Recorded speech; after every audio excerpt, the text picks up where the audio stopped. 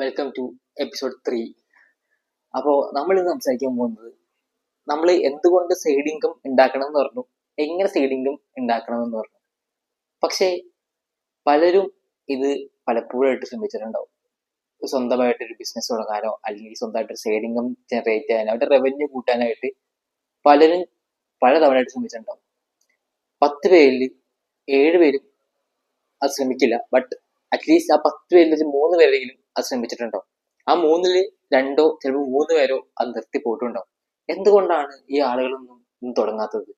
അല്ലെങ്കിൽ എന്തുകൊണ്ടാണ് ഈ തുടങ്ങിയ ആളുകൾ നിർത്തിക്കളയുന്നത്?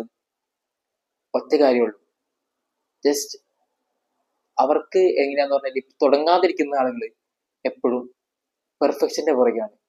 അവർക്ക് ലോഗോ വേണം, കറക്റ്റ് ഒരു നെയിം വേണം, അല്ലെങ്കിൽ അത് വേണം ഇത് വേണം എന്നുള്ള രീതിയിൽ എല്ലാം അവര് പെർഫെക്റ്റ് ടൈം നോക്കിയിട്ടാണ് തുടങ്ങുന്നത്.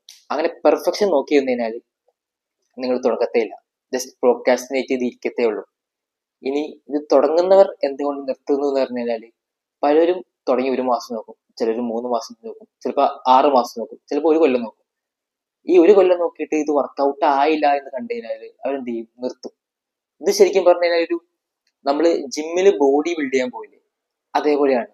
നമുക്ക് 1 ദിവസം കൊണ്ട് 1 മാസം കൊണ്ട് 2 മാസം കൊണ്ട് ചിലപ്പോൾ അത് കറക്റ്റായിട്ട് കിട്ടിയെന്നില്ല. നിങ്ങൾക്ക് വേണ്ടത് ഡിസിപ്ലിൻ ആൻഡ് കൺസിസ്റ്റൻസി ആണ്. നിങ്ങൾ ജിമ്മിൽ വർക്കൗട്ട് പോയാലും 2-3 കൊല്ലം ഡിസിപ്ലിൻ ആയിട്ട് കൺസിസ്റ്റന്റ് ആയിട്ട് ഡെയിലി വർക്കൗട്ട് ചെയ്ത് പ്രോപ്പറായിട്ട് ഡയറ്റ് നോക്കിയിട്ടാണ് എന്ത് ചെയ്യുന്നത്, ആ ഒരു ബോഡി ബിൽഡിംഗ് ലെവലിലോട്ട് എത്തുന്നത്. അതേപോലെയാണ് ഈ സൈഡ് ഇൻകം അല്ലെങ്കിൽ ബിസിനസ് ആണെന്നുണ്ടെങ്കിൽ എന്താണെന്നുണ്ടെങ്കിൽ നിങ്ങൾക്ക് ഈ പറയുന്നത് പോലെ കൺസിസ്റ്റന്റ് ആയിട്ടിരിക്കുക. നിങ്ങൾക്ക് 1 മാസം കൊണ്ട് ചിലപ്പോൾ റിസൾട്ട് കിട്ടുന്നില്ല, ചിലപ്പോൾ 1 കൊല്ലം കൊണ്ട് റിസൾട്ട്. നിങ്ങൾ എപ്പോഴും എന്താ ചെയ്യേണ്ടതെന്ന് പറഞ്ഞു കഴിഞ്ഞാൽ കൺസിസ്റ്റന്റ് ആയിട്ട് ട്രൈ ഔട്ട് ചെയ്തുകൊണ്ടിരിക്കുക. അതിൽ ഡിസിപ്ലിൻ ആയിട്ടിരിക്കുക. ഡിസിപ്ലിൻ ആയിട്ട് കൺസിസ്റ്റന്റ് ആയിട്ട് നിങ്ങൾ എന്താണ് ചെയ്യുന്നത് ഡേ ബൈ ഡേ ബെറ്റർ ആയിക്കൊണ്ടിരിക്കുക. നിങ്ങൾ ഇന്നത്തേക്കായും ബെറ്റർ ആയിരിക്കണം നാളെ, നാളത്തേക്കായും ബെറ്റർ ആയിരിക്കണം നാളത്തേന്.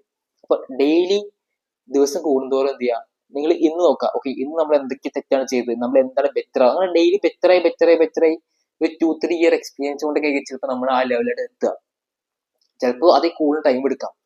അപ്പോൾ എല്ലാവരും ജസ്റ്റ് ബേസിക് ആയിട്ട് അവർക്ക് പെട്ടെന്ന് റിസൾട്ട് വേണം എന്നുള്ള ഇതാണ്. എന്തുകൊണ്ടായിരിക്കും വളരെ ഒരു ജസ്റ്റ് എപ്പോഴും നമ്മൾ കേൾക്കണം 1% ക്ലബ് എന്നുള്ളത്? എന്തുകൊണ്ടായിരിക്കും ഈ 1% ആൾക്കാർ മാത്രം സക്സസ് ആയിട്ടിരിക്കുന്നത്? ഈ 1% ആൾക്കാർ മാത്രമാണ് പല കാര്യങ്ങളും കൺസിസ്റ്റന്റ് ആയിട്ട് ചെയ്തിട്ടുള്ളൂ. എന്ന് പറയുമ്പോൾ 1 മാസം കൊണ്ട് നിർത്തില്ല, അവർ 5 കൊല്ലം, ചിലർ 10 കൊല്ലം, ചിലർ 15 കൊല്ലമൊക്കെ എടുത്തിട്ടായിരിക്കും എന്ത് ചെയ്യുന്നത്, ആ ഒരു ലെവൽ ഓഫ് സക്സസിലോട്ട് എത്തുന്നത്. അവർ ഈ 15 കൊല്ലവും എല്ലാവരും അവരുടെ സക്സസ് മാത്രമാണ് കാണുന്നുള്ളൂ.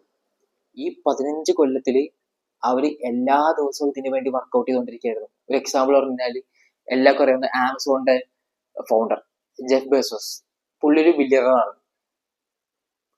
ഈ ആമസോൺ എന്ന കമ്പനി 7 കൊല്ലം എടുത്തിട്ടാണ് പ്രോഫിറ്റിലോട്ട് വന്നത്. ഈ 7 കൊല്ലം വരെ അവർക്ക് റവന്യൂ പ്രോഫിറ്റ് ഒന്നും ഉണ്ടായിരുന്നില്ല. അവര് ഈ ജെഫ് ബെസോസ് ഈ 7 കൊല്ലത്തിനോട് നിർത്തിപ്പോയിരുന്നു. എന്ത് പറ്റിയാണ്? ഇന്ന് കാണുന്ന ഈ ആമസോൺ ഉണ്ടാവില്ലായിരുന്നു. ഇനി ഉണ്ടായാൽ തന്നെ ഈ ആമസോൺ ജെഫ് ബെസോസിന്റെ പേരിലായിരിക്കില്ലായിരുന്നു.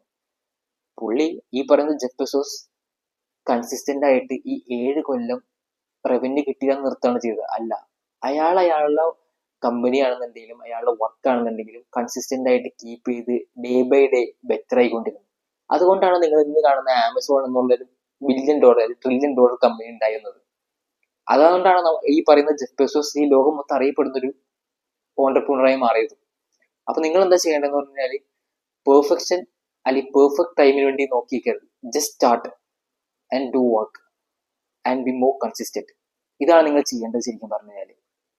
ഇനി തുടങ്ങിയവരാണെന്നുണ്ടെങ്കിൽ തന്നെ ഈ തുടങ്ങിയ ആളുകളൊക്കെ എന്താ ചെയ്യേണ്ടത്, റിസൾട്ട് കിട്ടിയില്ല എന്നുള്ളത്, റിസൾട്ട് കിട്ടിയില്ല എന്ന് പറയുന്നത് നിർത്തല്ല ചെയ്യേണ്ടത്. എന്തുകൊണ്ട് റിസൾട്ട് കിട്ടുന്നില്ല, എന്താണ് ബെറ്റർ ആക്കാനുള്ളത്, അത് നിങ്ങൾ നോക്കി കൺസിസ്റ്റന്റ് ആയിട്ട് വർക്ക് ചെയ്യുന്നത്. അപ്പൊ ഇങ്ങനെ ഒരു ലെവലിൽ നിങ്ങൾ മെയിൻറ്റെയിൻ ചെയ്യാൻ ഈ പറയുന്നത് അത്ര ഈസിയുള്ള ടാസ്ക് അല്ല. ഈസിയുള്ള ടാസ്ക് ആയിരുന്നെങ്കിൽ ലോകത്തുള്ള എല്ലാവരും മൾട്ടി മില്യണേഴ്സ് ആയിരുന്നേനെ. എന്തുകൊണ്ടാവുന്നില്ല?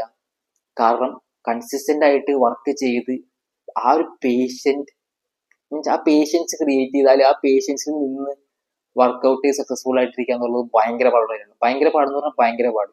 ആ ഒരു ലെവലിൽ എത്താന്നുണ്ടെങ്കിൽ നിങ്ങൾ 5 കൊല്ലം 10 കൊല്ലമൊക്കെ നിങ്ങൾ റവന്യൂ നോക്കാതെ നിങ്ങളുടെ വർക്കിൽ നിങ്ങൾ കൺസിസ്റ്റന്റ് ആയിട്ട് നിന്ന് കഴിഞ്ഞാൽ മാത്രമാണ് നിങ്ങൾ ആ ഒരു ലെവൽ ഓഫ് ഗ്രോത്തിലോട്ട് എത്തുള്ളൂ. അപ്പൊ എന്ത് ചെയ്യുക? കൺസിസ്റ്റന്റ് ആയിരിക്കുക, പാഷനേറ്റ് ആയിരിക്കുക. അടുത്ത വീഡിയോ കാണാം.